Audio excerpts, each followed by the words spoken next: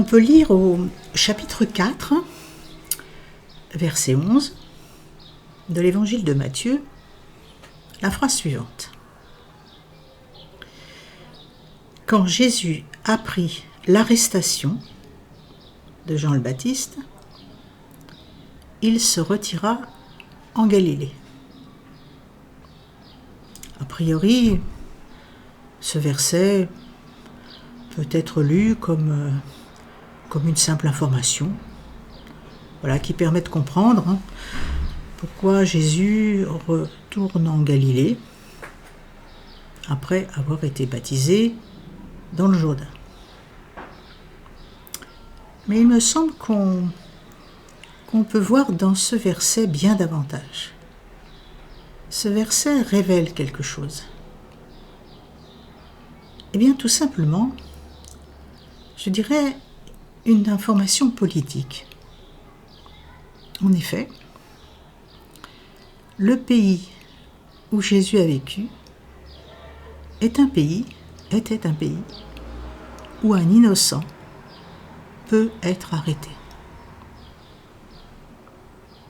En effet, on sait par les autres évangiles qu'Hérode, qui régnait sur ce pays, a fait arrêter Jean. Il l'a fait arrêter simplement parce qu'il avait osé le critiquer. Le pays où Jésus a vécu est un pays où un roi a pouvoir de vie et de mort, où sa décision fait loi,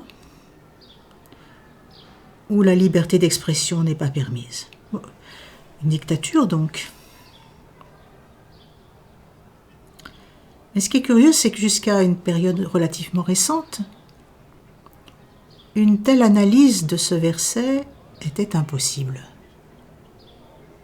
Pourquoi ? Parce que ce qui était décrit là était la normalité de ce qui se pratiquait partout. Et il a fallu l'émergence des démocraties, la conscience des droits de l'homme, des droits humains, pour que ces pratiques puissent apparaître comme injustes, comme des crimes.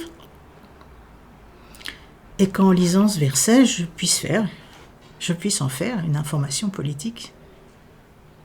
Alors, je crois que c'est un bon exemple comment le contexte qui est le nôtre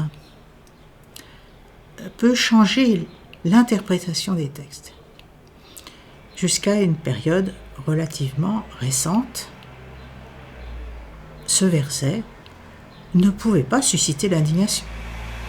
Mais aujourd'hui, oui, il peut susciter l'indignation. Alors on peut se demander, est-ce qu'il suscite notre indignation ? Est-ce qu'on est rejoint, atteint par ce qui est décrit comme injustice ? Car le pays où Jésus a vécu, c'est celui d'aujourd'hui, dans beaucoup de régions du monde. En tout cas, on peut légitimement penser que Jésus, lui, a été atteint, rejoint par l'injustice qui régnait dans son pays. Tout son comportement et ses paroles le clament. Il parle d'un royaume où ceux qui ont une autorité se doivent d'être les serviteurs de tous, où tous et toutes ont droit à la vie, au respect. Et être disciple de Jésus, c'est également, comme lui, être rejoint, atteint par l'injustice pour instaurer une société régie par d'autres lois que la violence et le mépris, pour vivre selon d'autres valeurs qui sont la bienveillance, l'accueil, le soutien mutuel, l'égalité, la fraternité, la sororité.